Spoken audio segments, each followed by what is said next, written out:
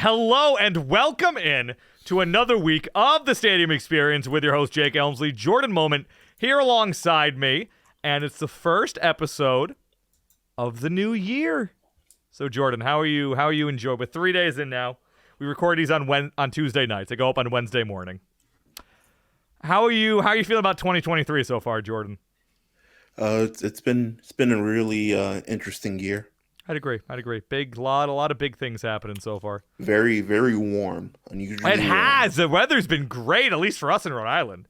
It's been fantastic, except for New Year's Eve when it rained. But even then, it was so warm outside, I didn't even mind that I walked home sad alone in the rain at one point. Great weather. All right, So again, we recorded these on Tuesday, and we talked about this before the show. We weren't really positive how to approach this because me and Jordan, I feel like, are bad at expressing genuine human emotion. At times. Genuinely and just with completely straight face. I feel like we're kind of bad at it. But obviously it's Tuesday morning. It's Tuesday night, and obviously last night, if you don't know for whatever reason, I don't know who'd be listening to this that wouldn't know, but maybe there's an intersection of the audience.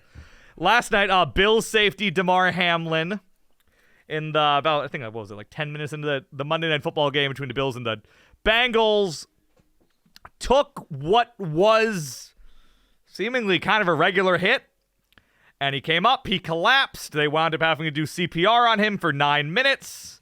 He wasn't breathing or he didn't have a pulse, and then they had to just drive him right to the hospital, put him on a breathing tube, and at least, again, at the time of recording this, and I have my phone handy in case anything breaks on that front, as of now, he's in critical condition, but is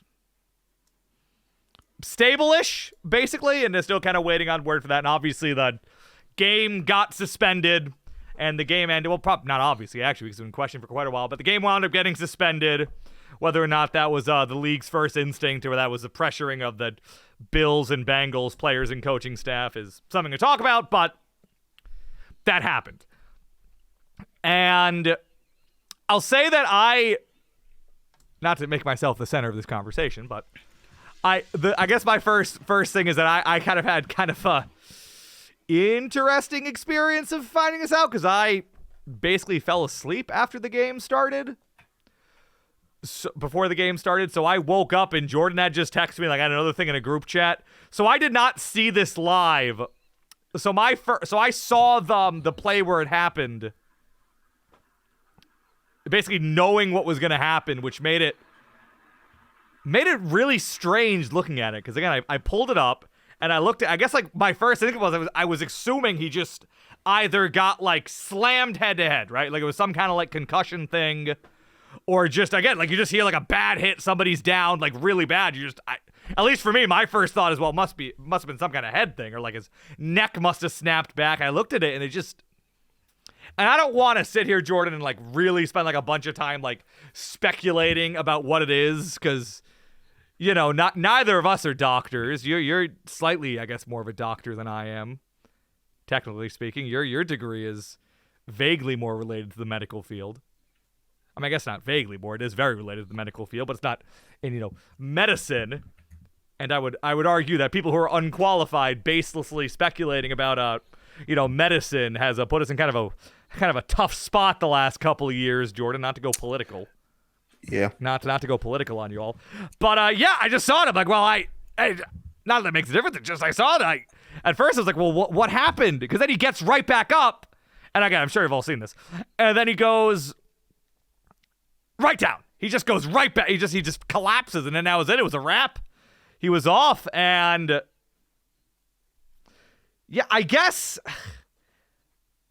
it's this thing where I don't really necessarily have a ton to say about it, other than obviously, like, I hope he does well. I hope he recovers. Like, thoughts and prayers to his family and all that. I think for the most part, most people have been pretty lockstep, except for Skip Bayless, exactly, and a bunch of people spouting off about how, like, it's a vaccine thing, which is not the time, including sitting U.S. Congress people who are doing it. Not a good time. Again, not to go political, but Well, it's something it's something I also don't want to not acknowledge, obviously, right? Like, and I guess again, I was almost like, I was like, well, how do we even like approach the podcast this week? Because a lot of people have probably rightfully, like almost like every tweet I've seen about like even like just like regular NFL scheduling, like just regular like analysis of games has nothing to do with it. It's been like, well, obviously this isn't that important compared to the Damar Hamlin situation, which is right. But like, here's like X, Y, and Z thing about like the Patriots secondary against the Dolphins last week, which we will get into. But I'm like, well, how? It's tough. Like, it's tough. I guess maybe that's kind of the crux of the situation. Like, it's tough to just like now me to come back and not just get, again, not me specifically. I feel for a lot of people just kind of like come back and like just go back to like analyzing like what wrinkles the Patriots had in their running game against the Dolphins at like 2 p.m. last Sunday, which now just feels like forever ago. You know, I guess that's another thing. Like, it just this is such like a bigger, more pressing story that just feels like I feel like I've almost just forgotten everything that happened Sunday in the NFL journal. I don't know if you feel the same way. I just feel like all that just like went out of my mind. Mm-hmm. Like all like my head. Not that we don't have takes, so we have takes and we'll get to our takes, but it's my God, it's one of these things that, again, I don't have a ton of real brick and mortar takes on this, right? And I think Jordan's on a little bit of a different wavelength than me because we talked about before the show, obviously. But we didn't actually. I ambushed him with this entirely. He didn't even know this happened. It's crazy. He's scrambling on the other end if you're not watching the video. Mm-hmm. But I lied when I said he texted me about this when I woke up. But no, it just and I guess another random thing. I think everybody on ESPN did a great job. By the way, kudos to Joe Buck and Troy Aikman and everybody in the studio, and everybody did a real good job handling themselves. I will say that as somebody who has, and me and Jordan have both broadcasted a lot of games together, a lot of basketball games. That seems like the worst thing in the world to deal with as a broadcaster. Obviously, not as bad as Damar Hamlin on the other side of it, but that is just from the perspective of somebody who's done that is a tough situation. There's not a lot you even really have to talk about. And just to really keep that and not say anything stupid, really, I guess that's the number one thing. Nobody really said anything dumb. Nobody said anything insensitive. Everybody was careful with their words. It's a thumbs up to them. Good work, Joe Buck. You get a lot of crap, but you did good on that one. But no, again, I don't have a ton of like brick and mortar takes about this, right? Like, I see you can get mad that like I've seen a lot of people have probably rightfully been mad that the NFL like seemingly gave them like 5 minutes and wanted to get back to it. But again, I guess I'm just not gonna jump down their throats about it too much because like, I don't even know if that was like a refereeing thing, if that was like a league decision. I assume that was more of an officiating decision, but I guess the fact that they reversed on it easily enough, it was as bizarre and unique of a situation as you can have. I guess I'm not going to go out of my way to really crap all over them about that. Maybe I'm wrong about that.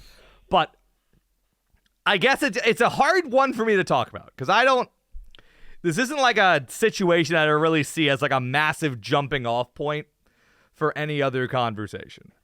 And really by any other conversation, I mean, I can't find a way to like wildly blame the NFL for this. I guess would be the main thing. And I guess, again, this might be something I feel like Jordan and me disagree on a little bit. Because I guess if this was like if this had happened with Tua, right? Like last week. Right? Like that. Like guys concussed, obviously concussed, goes back in the whole thing with that. I'd be like, okay, well, obviously, like this is you used the word reckoning last night, Jordan, when you text me. I'm like, well, this isn't really a reckoning on anything. Because again, you look at the hit, like it doesn't get hit in the head. I guess maybe it could be like a reckoning on like the turf thing, because I know kind of the turf or no turf debate's been kind of a thing with like the NFLPA this year, but that's been just because like more like when you're trying to like cut on turf, it just leads to like non-contact injuries. I don't even know if this would be a turf thing. Because again, like I mean, I guess seemingly again not to speculate too much, but I guess like the prevailing theory is that he just got hit right in the chest so hard that I don't even know the exact word, but it just like messed up his heart, threw his heart rhythm off, got it to stop beating. At least to me, that seems like the most sensible thing. But again, I'm not a doctor. I don't want to speculate too much. But like, like when baseball, like happens in baseball a lot, dude's gonna hit in the chest and it just, without damaging any arteries or anything, it just throws your heart rhythm off. And obviously that's That's a bad thing. You want your heart beating as it should. But yeah, I guess to me it's not like a jumping off point to a lot of things, but I feel like it's something to acknowledge, and I do like I just at least at a bare minimum I just want to preface everything else that we talk about today as obviously before I get really angry about something or another stupid that happened in terms of somebody not getting paid or the Patriots not calling the right ratio of shotgun passes to play action. That none of these things are as important as a guy's life of being in the balance at the moment. But yeah, no, and I know, like I said, Jordan, I know you. At least I feel like you have a little bit more. Like you have a little bit more of a. I don't want to say an angle on this to take because that doesn't sound so good. Because obviously we don't want to use this for. I almost feel like there's another side of me that almost feels like bad, like looking like I'm using this for like clout or content. But I don't know. Like, it just feels like it's something you gotta talk about. Jordan, what do you got? What do you got on this? So I was watching the game live yesterday, and of course I was sitting at my desk. I was playing something else, so I wasn't paying the closest of attention to it. I saw the hit happen. I saw him get up, and I saw him collapse. And my first initial thought, I was like, "Oh, he blew his knee out or something," because thought like he just got up and he crumpled. And then time went on, and people started gathering around him. I was like, "Oh, okay, I guess he hit his head." And then I saw the replay, and I was like, "Oh, that looks kind of serious." And then they brought out the ambulance, and then Joe Buck said they started giving him CPR, and they brought out the defibrillation machine and all that stuff. I say yesterday was a reckoning for the NFL because all this season, mostly because of Tua, we've been talking about player safety, and that's come more and more into the forefront these days. And I think this is a really good opportunity, at least if not this season, going forward to next season, that they can really sort of buckle down, reevaluate their policies, and kind of see what they can do to make the game safer. And part of that is the turf debate. But part of that is also maybe evaluating other stuff. Like, do you really need the 17th game? What is the real effect and, risk and versus reward for preseason? Is it, finally making progress on position-specific helmets? Obviously, different positions on the field may need different padding or different configuration of padding, more or less padding in specific places. Mostly for like quarterbacks, definitely in the back of the head, because as you can see, when they get hit and their head bounces off the ground, it's been the source of Tua's concussions. So it's really a lot of stuff like that. But yesterday it was pretty rough. I mean, the man's heart stopped, and if the EMTs weren't on the sideline, if they weren't right there, if they didn't have all the equipment, there's stuff right there, we're probably not even talking about him being in critical condition. He'd probably be worse off. Yeah, no, I get it. I get what you're saying. I guess it's just I look at it and it's just this kind of thing where it's such like in a world where we accept that people can go out and play this very, very violent contact game. Like it's just such like a normal hit. Like it's just such a normal play that can happen with it. Again, like if we just accept that this game can exist, and it's just for that freak of a thing to happen, which is what it is, I assume. I mean, like I said, unless it comes out that like something crazy that like is like the Bills knew he had like a blood clot and they were, still like putting him out there or something that be very visibly attributed to somebody, or like one of the trainers was giving him like some medication that would, again, like, I don't know, be a blood clotting thing. I would assume that would be the issue if it was anything on that end, but it's just, I feel like they're always developing.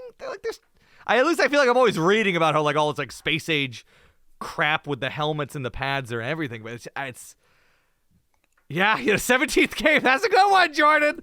That's a good question. That's never going away. That one's never going away. As somebody who's so you're emphasizing player safety. You had it in a game. Amazon gave you $1 billion to have the Thursday game. You having dudes play on a short schedule. I'll even be fair though. Like all those things though, like having a 17th game, it's like, okay, well, like, yeah, like maybe that cuts down on it to like some extent, but that's like, okay, like some teams still play like 1920 games. You know, it's like I did like those things. Like if you're gonna have football, it's like some of this risk is just inherent to it. Like some of these things are just like it's just okay. Like you can get down the amount of football that they're playing, but that's like at that point you're just playing around with like percentages, you know. And it's not like there's something that was happening deep into the game. It's just like the Bills are gonna play like 2 or 3 more games this season, most likely. Like if everything like goes like according to plan for them, which we'll talk about that. I guess we'll talk about the scheduling stuff in a minute. Like I guess it's worth acknowledging, especially because it might affect the Patriots, which it's probably worth talking about. But obviously less important than everything. Again, that's a preface to everything we talk about when we get into like the impact of like rescheduling this game on like seeding and everything. Like that's obviously less important, but it's just there are so many of these like things that led to this specific incident. Again, unless like something comes out that we don't know, which might. Like, it comes out tomorrow before I post this podcast that actually, like, no, like, the Bills knew and they still put him out there or whatever. Like, fine. Like, that's a whole separate issue. But it's just all these things are, like, inherent to, you know? Like, you can eliminate a preseason game, which they did. It was like, okay, like, you're just cutting down, like, the number of times that somebody's subject to this potentially happening. You're like, if it's... Which... Yeah, I don't know. It's just a matter of, like, do we just accept this? What is a... very, very violent game that's not good for you on any level. If we're just gonna kind of accept it, I don't want to say this is the cost of it, but like you can't eliminate every risk from that, you know. And that's like I guess really again when it's a play like this again. If this was Tua, I'd be like, well, yeah, duh. Like figure out the concussion thing, you idiots. Like stop messing around with this. Like, dudes are going to get concussed, but stop, like, sending dudes out there who have had 2 concussions this season, maybe, you morons. Like, but this, it's like, yeah, like, dudes are going to get hit, like, square in the chest with another dude's shoulder. Like, that's where you want them getting hit. Like, that's, like, where you teach them to tackle, basically. I guess it was a little bit high, but, like, that's, you know, like, good. Like, you're not getting them in the knees. You're not getting a guy in the head. Like, that's supposed to be kind of the safe area for it. And then this happens, and you're like, oh, yeah, like, it can still, could still go wrong because this is just, you know, unbelievably athletic humans who are only with each, you know, passing decade getting faster and stronger and more engineered to hit each other with more force that, you know, that your joints and organs simply cannot be strengthened for, which is something else I've talked about in the past. Like if you wonder why it feels like more dudes are tearing their ACLs, it's that these dudes are they're pushing the bounds of the human body more and more, but in the end you can't really strengthen like your meniscus is, and that you can't really strengthen your organs. Like no matter how much you work out your heart can get stronger, like anabolically, but you know, like it's still not going to be like less susceptible to impact, I feel like, unless I'm an idiot, and that's actually true. But yeah, I don't know. This like it's tough. I feel like they should do something. Like obviously they should do something to respond to this, but I don't. Like kind of outside of things that I feel like they're already doing, it's like that's tough. Like that is tough, and that is just everybody is this is tough. This is a tough one, but I don't know. You have any last closing things on this specifically before we maybe go into like the logistical side of it before we close like serious emotional time? Yeah, I do think that this was kind of a 1 in a million perfect storm hit kind of thing, but the fact that we saw it happen and the fact that it happened on probably one of the most televised, most watched games of the year so far. That's not great. Like I don't know if it's, you know, something like I don't know what shoulder pad technology is compared to helmet technology, but I mean obviously maybe something better fitting shoulder pads, more padding in the sternum area, or maybe wearing like padded undershirt in the same area underneath the shoulder pad, something like that. And like I agree. I agree. You're not going to be able to weed out the violence, but you gotta. I think there's definitely steps that can be taken to mitigate it, which is all you can really ask for. Yeah. Or we just don't play football, by the way. Like that's like when we really break, that's probably the smartest thing, by the way. Like the fact we do this is crazy. And I love it. And it's a great sport, but it probably not doing these unbelievably violent things with the human body is probably the solution. Yeah. But you know, I don't necessarily want that. I don't necessarily want that. I mean, you've played football in your life. I've played rugby. I've boxed. There's something good about violence, I guess, in an organized fashion. It's something cathartic about it. But you know, it's not. But it is a dangerous game, and last night we saw an example of it. That sometimes, even if everything is perfect, it could. Yeah, it's sobering and that's tough. Like it's how do you, and especially like by the way, they're talking about like these like the Bills and the like these like anybody. Again, it's hard. It's gonna be hard to watch football on freaking Thursday. Who's even playing? Is there a Thursday? There might not even be a Thursday night game this week. Actually, it's the last week. I don't think there was a Thursday night game, but it's like Saturday. It's like how are you gonna like? It feels like right now it'll feel weird watching watching Chiefs Raiders on Saturday. Like at least to me, I don't know. It'll feel weird, right? Like snapping back into it. Yeah. But otherwise, I guess now we'll kind of close serious emotional time and go into more like sports logistical time. But and also, man, if you're the league, you just root for the Chiefs on Saturday because if they win, that makes all of this. Because if the Chiefs win at a bare minimum, a bye isn't up for grabs, and I mean they probably don't replay this game, right? They probably are not going to drag these two. And by the way, I'll say this too: like nobody should get mad whatever solution they. I mean, that's not true. Okay, I won't say that. Never, I'm going to take it back. But by the way, like whatever, like legitimacy of the seeding in the AFC be damned. Like again, it's real tough for the league that this game was very important because it just makes everything here like a logistical nightmare. Which again is why I've seen some people getting like upset that they didn't like cancel the game like right away. Like I understand why they made it. Why like they took a little bit of time with it. Like I get it. Like that's another like I don't want to sit here and be like Mr. Defend the NFL today for some reason, but I'll be fair. Like I understand like not like wanting to wait a little bit on it just because again like just canceling this game would potentially present a logistical nightmare for a lot of people involved, which again isn't as important, but you know I don't mind them like waiting another 15 minutes because at that point I mean what's the difference at that point? But yeah, you gotta hope the Chiefs win on Saturday because at least then like this game wouldn't even matter towards a bye. Like just then you just flip a coin between the two of them, I say, or whatever. Like then whatever the 2-3 seed, who cares who has the 2 or the 3 seed at this point? I mean, I think the only way. I mean, it has to be a tie. I think that's the only way. Or or a tie or whatever. But that's what I'm saying. But if the Chiefs win this Saturday, like regardless of what the result of this game was, I believe they'd have the 1 seed locked up. And then like it's like that's the only bye. So it's like who even cares if you get the 2 or the 3 seed if you're the Bills or the really like that's so much less of like whatever nitpickers would want to come out and be like it's not legitimate because the Bengals didn't get a chance at the bye.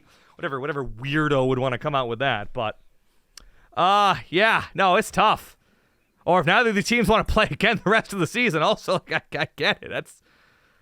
That's tough. Like, imagine being T. Higgins right now. Oh yeah, dude must be. That's tough. He must feel terrible. That's tough. That's tough. Like, how do any of these people? Like, it's just. Like, maybe it's a thing where like going out and playing makes them all feel better. Or maybe they just don't want to play it. I don't. That's tough. That sucks for them. That is awful. And even anybody else, like even I mean anybody else, like if the league was like, well, maybe we just suspend the week, like I would almost get it.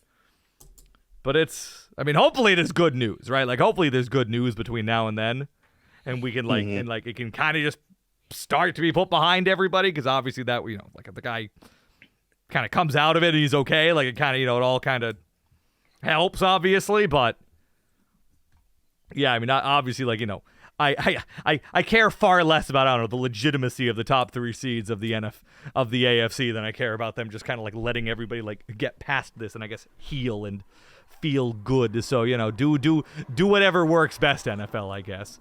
Like I mean I'm also kind of team like just call it a draw and just call it a day. Like what are you gonna do? Make them play again in like 2 weeks? And then we're like, oh, well, the Chiefs and Bengals, the Bills and Bengals, they're playing again because last time they tried to play, a dude almost died on the field. And that's why we're having this special edition of Monday Night. Like, I don't think you do that. That's crazy, right? And then then someone wins that game. It's like, oh, here they go. Bills and Bengals back at it in the Yeah. divisional or conference championship. Well, that or might something. happen. They might have to play each Yeah. other again, but that's whatever. Like, at that point, you just got to let it rock. I mean, but I don't know if you drag them back for like the special edition, like of Thursday Night Football or something. Like, that's crazy. That'd be a crazy thing to do, right? That's crazy world. No. Oh, yeah, no, it's tough. So, yeah, hopefully the Chiefs beat the Raiders, and then that at least puts that element of it just completely to rest. But they still haven't decided. But, again, as of recording this, the NFL has not decided what they're going to do with this. I mean, also, again, like, I don't know if you really want to get into, like, rescheduling the Super Bowl. Because you want to talk about a logistical nightmare. Imagine a month and a half out having to reschedule the Super Bowl. Oh, I mean, the NFL, they released a statement. They said they weren't going to resume the game this week. yeah, which doesn't say much for the status of this game or the status of the Bengals, Ravens, and Patriots Bills on Sunday and Saturday. Because that game could get rescheduled. Because at least I know Mike Reese today said he wouldn't be surprised if the Patriots and Bills didn't play this week. Which that's Mike Reese of ESPN. He's kind of a plugged-in guy. I don't know what he would have heard, but oh man, even if that's not about them rescheduling, if the Bills or like the NFL, it would be understandable if the Bills 6 days out from this still aren't like, yeah, we're ready. Let's go out. Week 8. Last week we were talking about if the Bills are going to rest their starters, Jordan, and now we got this. Yeah. Now this happened, which is, perspective. Perspective is important, people. We love to talk about unimportant nonsense on this show. In fact, that is what we do best. Mm-hmm. But just have perspective, people. But all right, let's try and transition to. It's so hard to. Mm-hmm. Because we were gonna come into the show, and we were gonna last week we were gonna come into the show, and we were gonna talk about the Patriots and Dolphins and how they matched up with the Bills, what chance it would be that the Bills would, my God, last week I was like, well, it's kind of confusing trying to parse out if the Bills will need to play their starters or not, because a million factors, and now it's all the fact. Now the game that would have closed a lot of those doors just got postponed, which was not one of the scenarios I playoff machined last week, Jordan. I don't think I talked about that. I was kicking myself after the show because I was like, I guess I didn't talk about what happened if they tied, which probably won't be the case. But I did not. Whoever bet the postpone, let me tell you, made off like a bandit. just crazy. Whoever was like, ooh, postponement plus 20,000, yes please. But that is, no. So anyway, I don't even know how to talk about the future of the thing. I don't know. I genuinely, I don't know how much we can really project for the next week or so. And I know as soon as I'm saying this will all get resolved as soon as we end recording. I almost guarantee it. But so let's try and focus on the past. That's what we do. We live in the past here, baby. Patriots Dolphins. For a game. It was a football game. What? It happened. I said it was a football game. Feels like it was forever ago. I had to really seriously review what happened in this game. Because, again, it just felt like it all just went out of my brain. But half an hour into the show, we're finally starting to talk about it. I could be cynical. I could be cynical and do the bit I did after the Cardinals game and list all the ways that they've normally won games this season.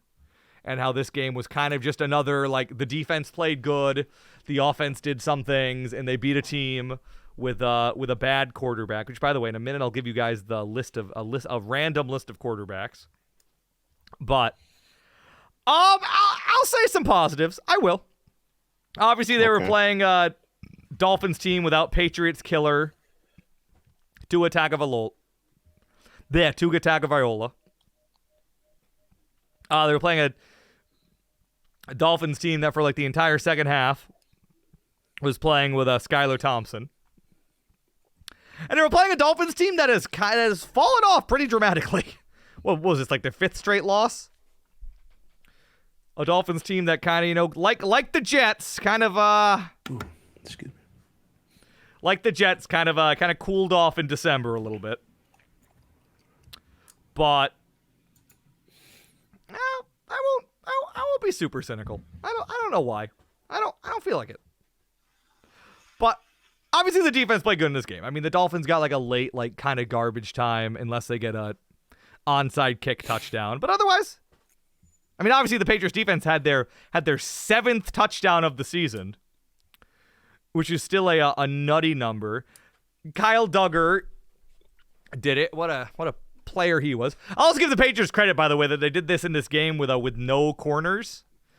Jordan, in this game, Jack Jones, Marcus Jones, Jalen Mills, and Sean Wade, all, tell me which one of those four is not like the others, didn't play. So the Patriots' only corners in this game were Jonathan Jones, Miles Bryant, and then listen to these two names, Jordan, Tay Hayes and Quandre Mosley were their only cornerbacks. Miles Bryant played every defensive snap in this game. Miles Bryant. But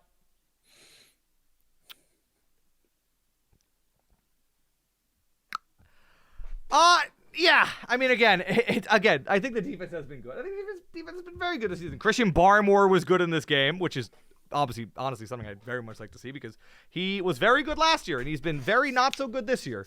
And also he missed 6 games on IR, but this game, very good. Miles Bryant in this game had 3 QB hits, 3 hurries, a sack, and a run stuff. Very good by Christian Barmore, a player I'd very much like them to have actually play well. Because if there's any area that they should invest in on the defense, it still might be in the kind of the interior of their front 7. And Barmore not being good this year was not helping that. But he's coming back alive. Give him that. Barmore was pretty good. And offensively, again, they legitimately got some things going on offense. I'll be fair.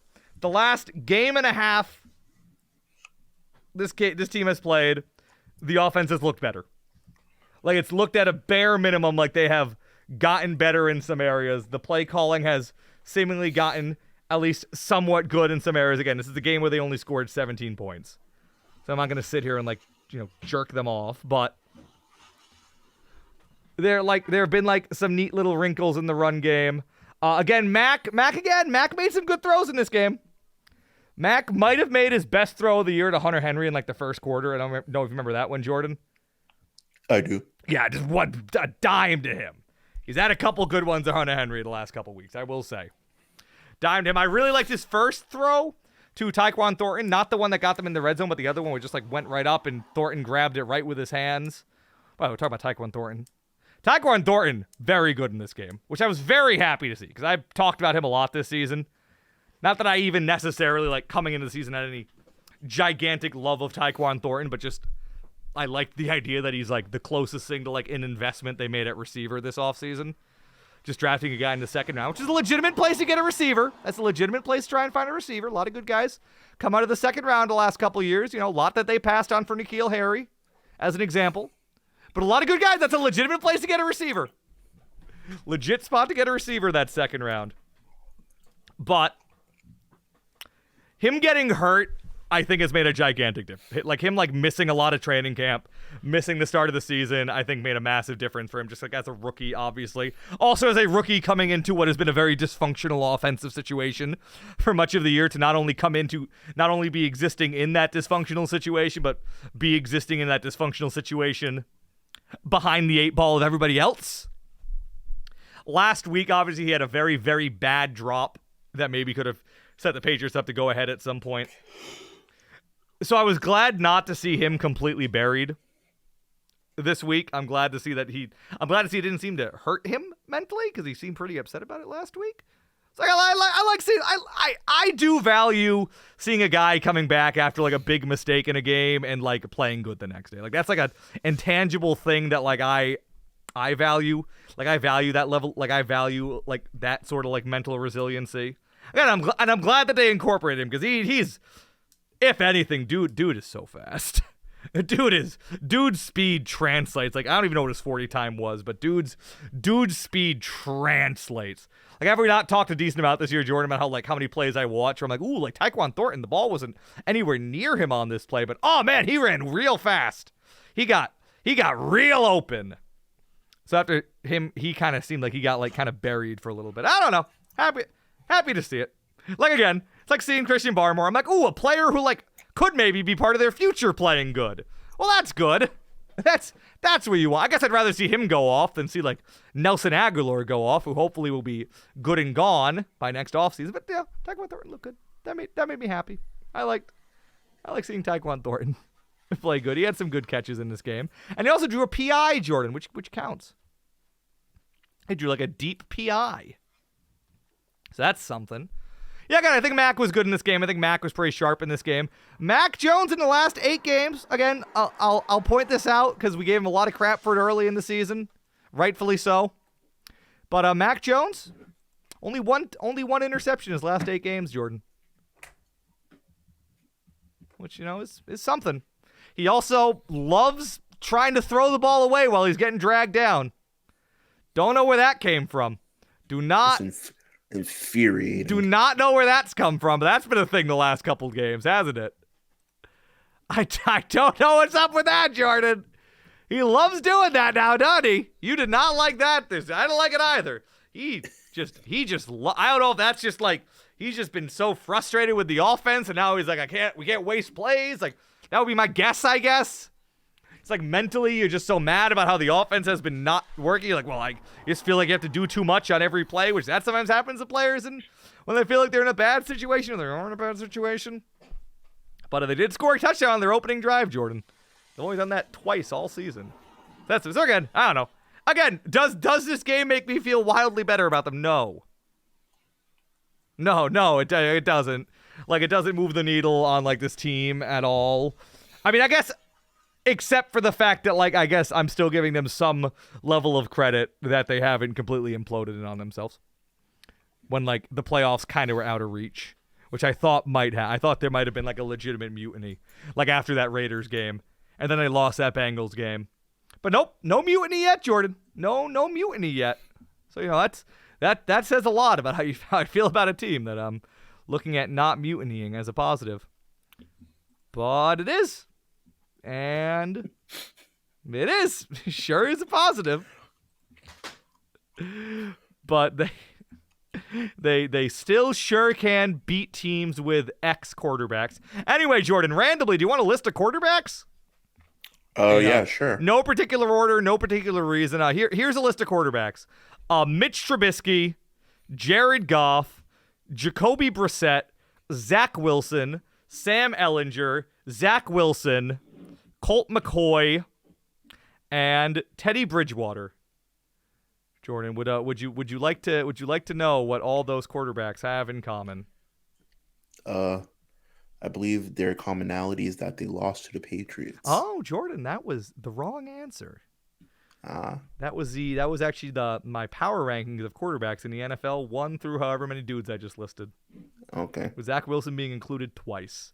But yes, no, that is every quarter. And Colt McCoy is me being a weaselly cheater and including him on there because he did not start that game. But he sure played all of it. Those are all the quarterbacks that the Patriots have beaten this season. Very, very good work, Jordan. Very excellent work. So, again, we've talked about it. I still give them some degree of credit for being able to beat bad teams, usually. Because some teams don't. But also, again, last 2 years, they have genuinely yet to beat a single good team. It's kind of astounding, actually. They've come close a bunch of times. Last year, they were close against the Cowboys. Last year, they were close against the Bucks. Last year, they were... Remember that overtime Cowboys game? I do. Last year, they were we're not counting the weather game. Take that out. Take the win game out of mind. Last year, they were close in that game against the Bills. That second time they played. Not the third time they played. Second time they played, though, they had the ball with a chance to go ahead in the fourth quarter. I'm counting that. This year, they were close against the Ravens, it felt.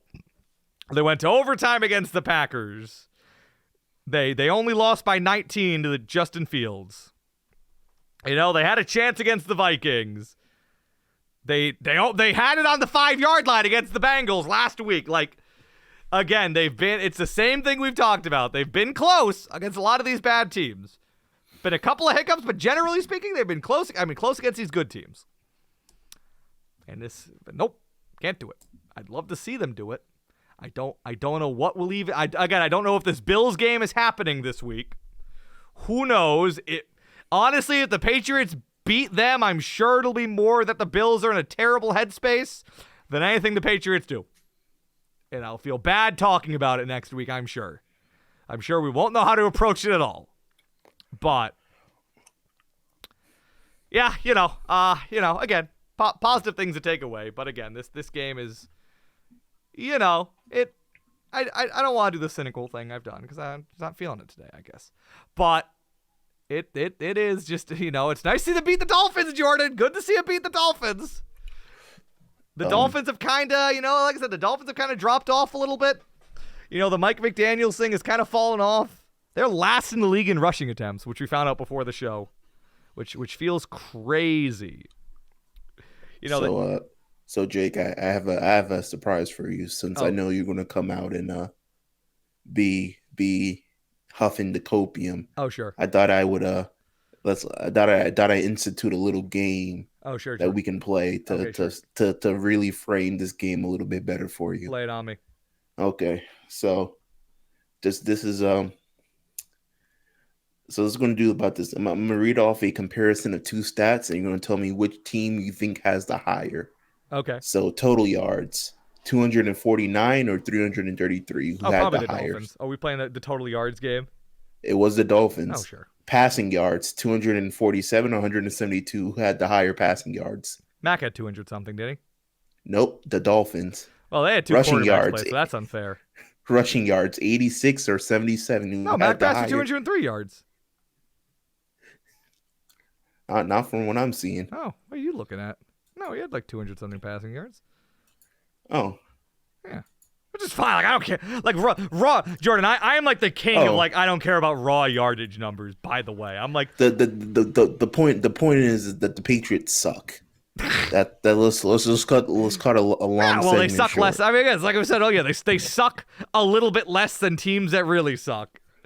Which is it's just what they've been like.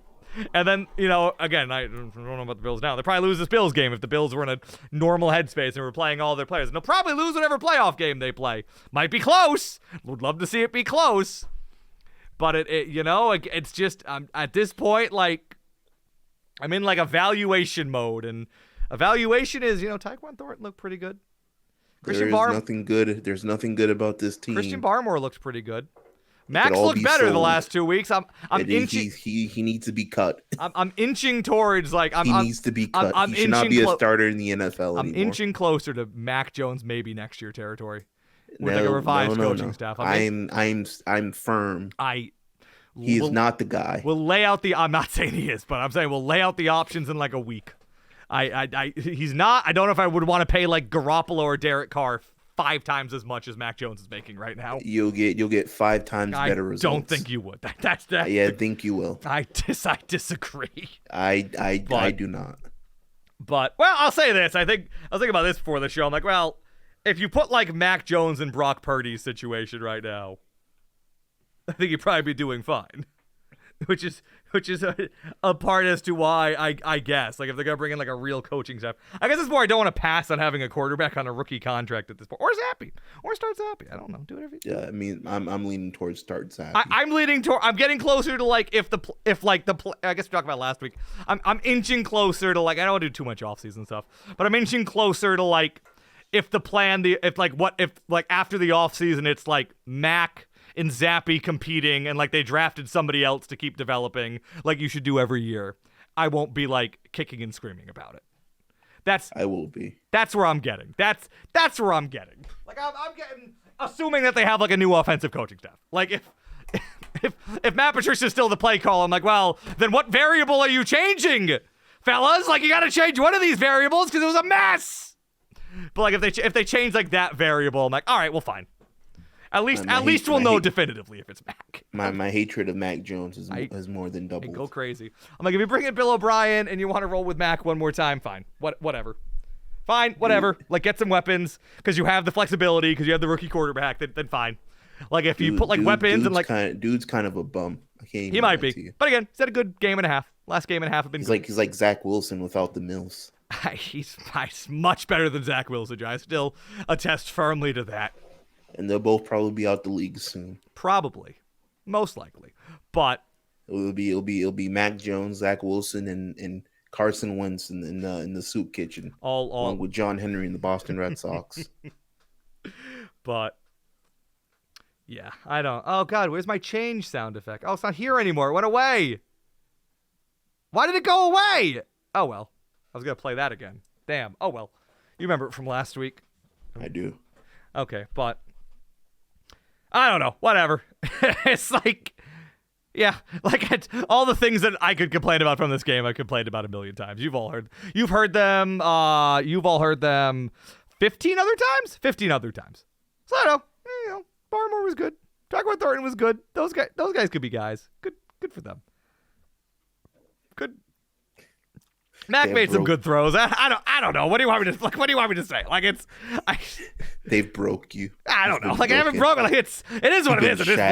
Like the fact that they're kind of in the playoff hunt is just almost like I don't want to say it's just like a fun little coincidence that doesn't really mean anything at this point. Because I guess I still put some stock in like just making the playoffs versus like missing it going 8-9. But I hope they make the playoffs. I still think that means something to like maybe like your program having something. But like I don't know. Everybody seems to be talking about like Devin McCourty's going to retire. That seems like that's impending. That won't be fun. That's what everybody's saying. That was Devin McCourty's last home game, probably. Everybody was talking about him. So Devin McCourty's probably on his way. Matt Slater is too, but that's less important. So that'll be fun. This team is anemic. It's on its last legs. Yeah, probably. Or Belichick could find some new energy in the offseason and throw some youth into there. But also all these reports keep coming out that he doesn't like training new coaches anymore. Because I'm sure it's a pain. And that's why he's bringing back all his buddies. That's what I'm starting to see now. It's more like, I don't remember who had that report, but just, that it just the further in he gets, Belichick just gets harder and harder to train new coaches and teach him what he wants. So he's bringing back all his old buddies now. Because at least he doesn't have to train. He doesn't have to onboard them. Doesn't want to teach new coaches. Doesn't want to teach new players. Right, which you couple the lack of desire to train new coaches with what we talked about last week, where really like the last 2-3 years, like the amount of guys who have gotten hired as head coaches, which is like the easy thing to think about, right? Like how many guys like over the last 3-4 years. But it's not even just that. It's not even like that Flores and like McDaniels and all of them got hired. It's the fact that every time one of those guys got hired, they take like half of your assistants. Like, what if Chad O'Shea was still here, Jordan? Remember Chad O'Shea? No. He was a guy who was the offensive, well, he was the QB coach, or was the wide receivers coach. He was the wide receivers coach with the Patriots. And then then Flores brought him to Miami, and he was the offensive coordinator for the first year. And remember how their offense was kind of nifty with Ryan Fitzpatrick? Yeah. And then he fired him for some reason because Flores did go through coordinators like tissue paper in Miami. But if Chad O'Shea was still here, probably a much better season. Kind of like had like a Chad O'Shea here or something. You couple the fact that all their young coaches have been getting poached with the fact that you have a head coach who maybe is not in any rush to bring in new guys because he's playing out the string. But maybe he gets struck by lightning or something, and he gets all of Kevin Durant's basketball ability and reinvigorated. Dang. Kind of like the cinematic. It sounds like the plot to a movie that doesn't exist. Kind of like the plot to the great film Thunderstruck. But yeah, I don't know. Whatever. Those are my takeaways from the game. Like, I don't. Like, what do you want me to tell you? Like, they did all the things that they do well, and like some of the things that they do bad. Like, they did a little bit. I want you to tell me they're a bad team. I don't think they're a bad team. I said That's all I want from you. I've said it every year. I don't think they're a bad team. That's all I want from you. They're not the Texans. They're not the Broncos. They're not the truly bad teams of the league. The Texans are a terrible team. That's what I'm saying. The Patriots are a bad team. Well, are you the putting Raiders are a bad team. Well, are you putting every other like 8-8? The Broncos are a bad Are you putting team. every other like 8-8, 7-9 team in that same like bad team category with the Patriots? No, because other teams have considerable higher upside. Putting the Dolphins, the Dolphins are 8-8. They've lost 4 in a row. The Jets have lost 6 in a row. What are you? They have upside, George. Oh, they have brighter looking futures. They don't have upside. Who doesn't? Upside. They got pass rushes. They won't pay. Oh, I didn't say in the 2 Patriots have years. upside. I said these other teams have more upside. I'm saying if you're talking about like right now. No, like the Steelers are 8-8. So I don't know how that happened. I have no idea how that happened. Mike Tomlin's got the sauce a little bit, but That's all I want from you, Drake. I just want you to say. I think that all those other teams are also bad in the same way that the Patriots are a bad team. Yeah. I think and they do some good things sometimes. That's and like it's good enough to win half or slightly more than half of their games, which is probably Bill Belichick's plan, just to do that into perpetuity until he has the all-time win record. It's probably how many teams with a winning record have they beat? Winning record this season. This season? Oh, probably none. If you ask me, probably none. That have a winning record right now, or had a winning record at the time? Have a winning record right now. The Steelers are 8-8. The Dolphins are also 8-8. That's not a winning record. The Lions are. What is the Lions' record right now? To beat the Lions, to beat your scrappy Lions, baby, when they're at their lowest low. The Lions are currently 8-8. Now, mind you, a lot of these teams are 8-8. So a lot of these teams will have winning records potential. Some of them must. By math, will have a winning record at some point. Now, what's the Browns record? Where are you hiding this much copium? What's the Browns record? No, the Browns are 7-9. They can't possibly have a winning record. Take your camera and show me on your desk. Are you helping it? The Jets. Do you have it attached? Hey, baby, your Jets could have a winning legs? record. They beat your Jets twice. Cardinals will not have a winning record. No, I know, Jordan. Like I'm talking about it. Like they're good at beating up on bad teams. Like they're a bad. This is what I said every. I know, Jake, but they're like accept it. They're a layer above the other bad teams. Just accept That's my point. I said it Just every accept game, it. Jordan. Just say they're bad. I don't know. They're not very good. No disclaimers. No pre-context. Well, everything's a pre-con, no Jordan. layer on top of layers. They're not onions. They're just crap. Damn. Okay, they're not Shrek. Like they're the Lord Farquaad of the AFC. They're a midge above that. They're like somehow they've still backed themselves into a better record than the Dolphins and Jets. Don't tell me how that happened. Those they teams have the same record. Oh, let me tell you, Jordan. Oh no, let me tell you, it's a downward trajectory for and those teams are up, and they're just right here, right now, and the Patriots are just kicking with everything to keep them a little bit lower, and it's not coming. It's coming, baby. The reckoning's coming, unless the Jets somehow jet their way into losing everything that they built on this season, which very well could happen. It's a very Jet thing to happen, but I don't. They're a bad team. They're not great. I want you to say. So just say don't. It's still so fixable, Jordan. Tell me, I don't Jake, think they're bad. Okay, stop but I can't it. say they're. Stop it, Jake. All I want to hear is say, Jordan, the Patriots are a bad team. Well, like, just say that for me. What's your definition? Just say of that bad? for me. Just say. I mean, if I think they're bad, I think the Dolphins are bad. I think the Jets are bad. I think the Raiders, Jake, Broncos, I Steelers, don't care Browns, about Titans. those other teams. Okay, I just fine. want you to tell me. Then they're bad. Like all I these just other want you to teams are look bad. me in the eye. That's the point. Like that's where I'm at with it. Like I'm trying to be fair in my analysis, Jordan. I'm not just gonna crap all over them for the sake of it. I think their teams are better then. Like I don't know. Like what do I tell you? Just you can't bring yourself to say it. They're maybe like the 13th or 14th best team in the league. Say it. Upshot. They're in the middle of the pack. They're very in the middle of the pack. They're in that fine 14 to 22nd range that you're really shoot for. Every boy dreams of playing for, maybe the 14th to 24th best team in the NFL. So boy, the Patriots, they're only slightly better than the Raiders. Yeah, isn't that swell? It's something. This is the greatest copium I've ever I'm come not saying across. it's great.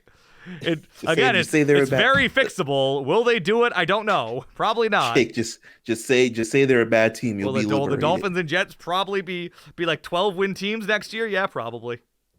Just say they're a bad team. If either of them could get quarterback figured out. You'll be liberated. You'll be brought to a higher and the plane Jets of and existence. Dolphins both get Tom Brady next year somehow. He just all three of these teams just have Tom Brady. Maybe Brady comes back, fixes everything. Well, yeah, it's not great. But do we even pick the Bills game next week?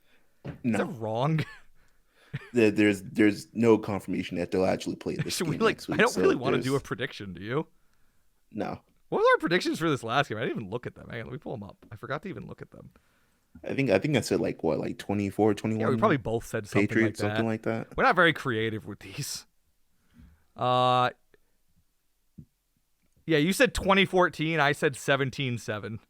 So I undersold that. I guess I undersold that Dolphins that Skylar Thompson offense a little bit. My bad. My bad, Teddy Bridgewater, who got murdered by Kyle Duggar, by the way. Hey man, it's the power of the slightly above bad Patriots. Yeah, that's it. Yeah, it is. We play great defense and against bad quarterbacks, and the offense is sub-functional. Good enough to win 8 games, I guess, because the NFL's real bad right now. Because the NFL has a lot of bad teams, so if you can just kind of feast on the bad teams, you'll sure have a respectable record. I guess. And that's the Patriot. That's the Gillette business model right now, I guess. That's what they're aiming for. That sure will get you to the all-time coaching win record within 2 to 3 seasons. Hey, next thing you know, you're going to tell me that the Red Sox can't afford these. No, let me tell you, John. You want? That's it. Yeah, I don't got anything else. Again, same stuff. We keep talking about it. It's. I want to hear. Do you want a Red Sox update, Jordan? Do you want a Red Sox? Are you in your chair, Jordan? I am in my chair. Where's my Nathan Eovaldi bobble? All right, Jordan. Are you ready? I was all the way over there. Yep. So the Red Sox and third baseman, and this came out today, and third baseman Rafael Devers are in agreement, Jordan. Are in agreement on a 1-year deal worth $17.5 million to avoid arbitration. Oh, boy. Which, Jordan, I will give them credit. I'm glad they weren't so cheap that they dragged their best player to arbitration. I will give them, boy, poverty enjoyers were back. Jordan. Oh, no, Jordan. They gave him the big. That's probably more than he would have gotten in arbitration. They are greasing the wheels. They're getting some. I'm legitimately. I'm very glad that they did that because can you imagine if they dragged him to arbitration? You think that would have helped with negotiations at all, which will not happen probably. No. You think that Jordan? I'll be fair. If they had actually dragged him to arbitration, I'd probably be lighting them on fire right now, physically and metaphorically speaking. So Jordan, they sure didn't drag their best player in front of a council to decide his worth to maybe save like $2 million on the top. If it makes you feel better, the Angels paid Shohei Ohtani like $30 million to avoid arbitration. That's what I'm saying. They're just angling for Shohei next year, Jordan. Don't even worry about it. There's no way. Even though Shohei is probably literally everything they need. Are you ready for Shohei, Jordan? A good consistent bat and a good consistent bullpen ace. Yeah. You ready? All in one neat package. One guy, baby. That's value. Yep. They're like, well, finally, a player will pay a player $30 million. He'll pay a player $300 million if he can be just 3 guys. Yeah.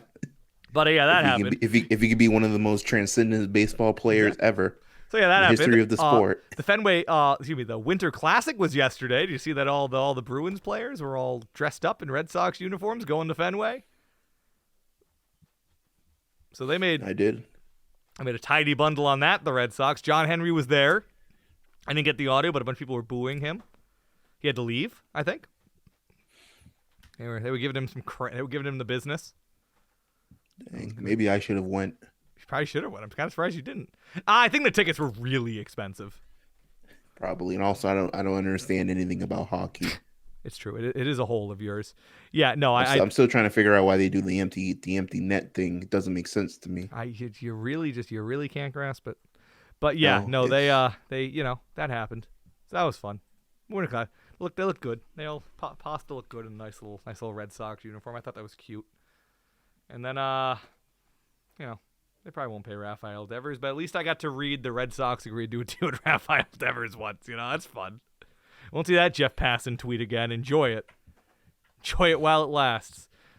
That was not. I did read the first line of it today and went, "Oh my God, did they? Oh, that changes everything. Oh, 1 year. Oh, arbitration. Oh well, that's nice. Fully, they could have just signed him to a long-term contract and just that's get it next. over That's with. not. They're just, again, Jordan, they're establishing goodwill. That way, when they try really, really hard to re-sign him, you can't say they didn't do their best. You know, they establish goodwill now, so that way in a couple months, when during training camp they approach him with the most disrespect, when they're like, "Hey, Raffy, yeah, you want a 5 years, 135?" And he says no. They're like, we tried so hard. And then they'll post like on the Insta story like Chaim Bloom like sitting in the dark with like a sad face, just like a dark video when somebody films it is like just completely black, and he's listening to like, I don't know, like some what are the sad girls, like some Phoebe Bridges or something, and just like a frowny face. He's listening to Frank Ocean. Exactly. And just a frowny face, and you're like, it's only on the private story, so you're like, they only want the real ones to see this. They're not having a good time. We should reach out to Chaim. He tried really hard. Jake, get ready. Get ready to be a poverty enjoyer this year, just like me. Aren't you excited about arbitration, Jordan? Isn't that exciting? I'm ready. Oh, please. So that's exciting. So that's fun. So that's happening. That's the only Red Sox update. Celtics are losing right now, actually. The Celtics are down by 20 to the... Should be 25 to the Thunder. So that's exciting. Oh, they're frisky, those Thunders. Oh, and... and Shea isn't playing. That's unbelievable. How does that even happen? Damn, Josh Giddey, Lou Dort's just giving them the business, I guess. Jokic played one of the greatest games I've ever seen the other day, though. Jokic, he's been balling a little bit. Jokic had a 30, 12, and 12 triple-double with no turnovers against the Celtics, Jordan. Jokic is really angling for that third MVP. And then Luka had his 60-point triple-double. Oh, who cares about that, baby? It's all about D. Mitchell now at 71. And then which, Spider by the way, had his Donovan Mitchell picked the worst night double-double. imaginable to have a 71-point game. That guy got, ooh, I don't say he got overshadowed by what happened on Monday night, but man, he does not get his. I saw somebody. I saw Nick Young tweet about it today. He's like, y'all better like hype up Spider the way you hyped up Luka. I'm like, nobody's thinking about it. Picked a bad night for it. Nick Young, I'm sorry, not his fault. But that was a really, really impressive performance. Well, did you see what happened? I know neither of us watched it. What happened? I went back and watched it later. So actually, he got sent to the line with them down 3 with like no time left in the game. He made the first free throw, then he missed the second one intentionally, got his own rebound, put it up, buzzer, went to overtime. And then he scored even more in overtime. Dude went crazy. Then got drug tested this morning. Yeah, naturally. But yeah, no, anyway, Nets are frisky right now. Nets are don't look now. The Nets currently 25-12, only one game behind the Celtics. Are they playing tonight? They are not playing tonight. Okay, I was gonna say 12 game win streak. They are. It's like 15 of like 16 too. No, the Nets have kind of gotten it together, at least for the time being. Turns out that getting a real coach might have actually helped them, because I was looking at some Nets film the other day, Jordan, because I wanted to see what was up with them. Look at a little breakdown. Basically what they've been doing is they actually have an offensive system now, which they didn't have with Steve Nash, who wasn't a real coach because all their players didn't want a real coach. I guess Jacques Vaughn is.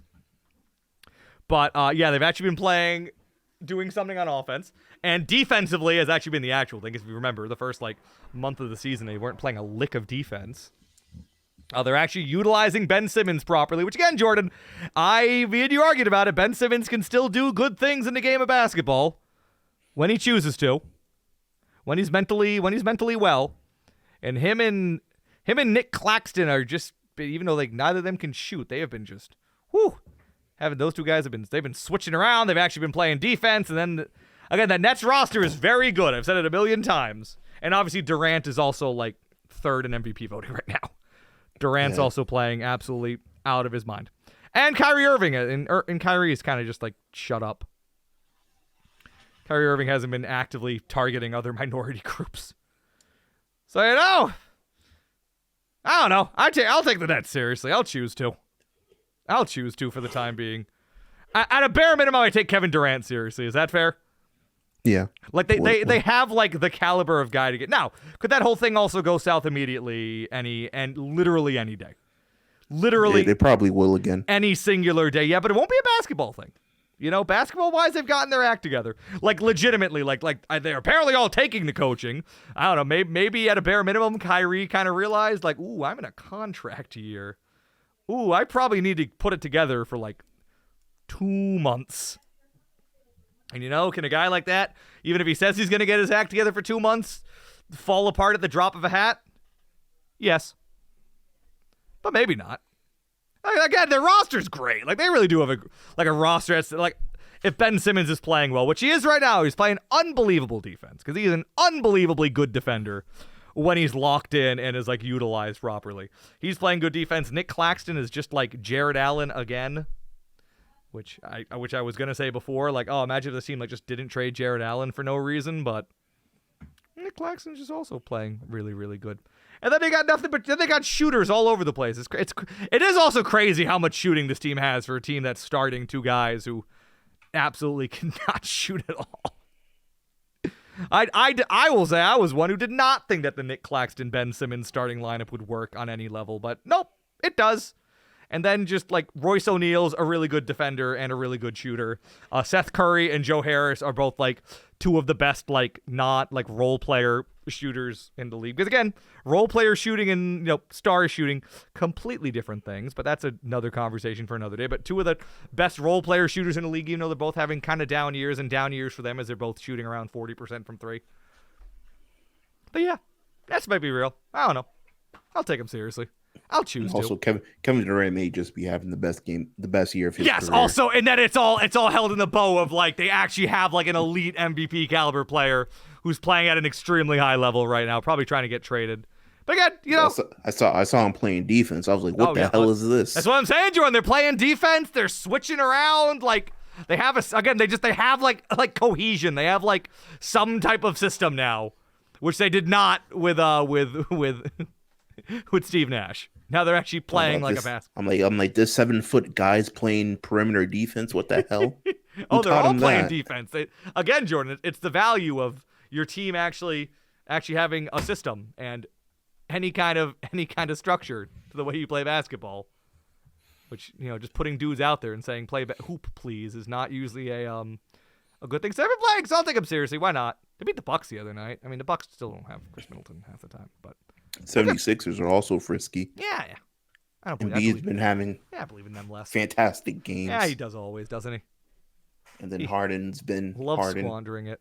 But yeah, Nets have been legit. I want to get my Nets takes off. I got a bunch of Hawks takes, but they're kind of useless. I don't really think you guys want to hear like 10 minutes on like the 9 seed in the East right now. So then Zion's hurt again. Yeah, Zion's, which is fine, whatever. Which is a shame because dudes. Pelicans have been balling too. Oh yeah, Pelicans have been balling too, man. Pelicans have been great. I got some questions on the Pelicans, but like again, I don't know if anybody wants to hear about them. But all right, that's it. That's the show. You got anything else, Jordan? I for many months on this show, I've been a proponent of one take that's been occupying nearly all my time. Mm-hmm. Awake, sleeping, eating, lamenting, and I think it's about time I let it go. Oh my God. Maybe the Lakers don't need Buddy Hield. Oh my God. Turner. Maybe they're just already doomed. Oh, you think that a team that's the 12th seed in their conference shouldn't be trading their only future first-round picks, Jordan? That's they're on a 2-game win streak right now. Did you not know? They did just beat the Hornets and the Hawks back to back. They should have done it in October. It's too late now. Nope, it's too late now. Hey, Buddy Hield would not have put this team over the top. It's too late now. The Pacers need him more, baby. The Pacers are frisky. The Pacers need LeBron's playing as good as basketball you can expect from a 50-year-old. Anthony Davis was balling, but now he's probably out for the rest of the year. And Russell Westbrook, I haven't heard anything or seen anything bad about him. So been pretty good. Been pretty good off the bench. They're just kind of cursed. And there's nothing else left. They're on not that team. cursed, Jordan. It's not outside factors. They just didn't build the roster well. And Rob Pelinka should be fired. It's not. No. Curse implies it's just some outside factor. No. The curse is that they didn't put players on their roster that obviously would fit with the players that they have. But that it is what it is. They got a max cap slot, baby. Aren't you excited to see Lakers Twitter make edits all off season of what star is going to come play with the Lakers, Jordan? Aren't you excited for that? There are no stars that are going to go. Aren't you? Kyrie, baby, you're not excited for Kyrie to go there? The Lakers are also a poverty franchise. You're not excited, Jordan? Come on. I proclaim it. You're not excited for Lakers Twitter all summer? No. Not excited to see people making edits like Damar in a Lakers jersey? Again? Please, for the love, Jake, if they signed DeMar DeRozan, I think I'd have a stroke. I don't even think it would be that good. I think my brain would just explode. That's help. I don't think it would be please, someone who can shoot. Please. Okay, go on the same page. Yeah, I don't know. Not DeMar. Like, nothing against them, but he can't shoot. You don't think having another ball-dominant wing that can't really shoot threes isn't what they need? No. That's crazy. They just have a younger version of Russell Westbrook. Come on. That's insulting to DeMar DeRozan. That's ridiculous to call him a younger. I don't think he's younger than Westbrook. I don't know how old DeMar's 33, dude. DeMar's old. Is he? Yeah, dude. DeMar's old. I have no idea. DeMar is in fact younger than Russell Westbrook. However, he is in fact a year younger than How much younger is he than Westbrook? He's like 11 months younger than Westbrook. Okay. Yeah, no. DeMar's 33. You didn't know that? DeMar's old. No. I hate to tell you, DeMar's been around the block, my man. DeMar's been around the block, friend. Yeah, DeMar got drafted in 2009, Jordan. Yeah, oof. DeMar got drafted in 2009. That was 14 years ago, Jordan. Damn. I know. It's sobering, isn't it? Yeah. All right. Well, that's what a good podcast. We've now uncovered a guy who got drafted 14 years ago. Yeah, but no, DeMar. Still very insulting. He's balling still. But yeah, no, it's baby, get him on the Lakers. Clog up those lanes. Hurt the spacing. That's what they need, baby. They need a slasher. Okay, that's it. All right, we don't need to get into a Lakers debate about nothing. All right, that's it, everybody. See you all next week. Follow me on Twitter, Jake R. Elmsley. Follow Jordan at true_world_king. Check out the TikTok. Check out the YouTube. See you guys next week. Bye.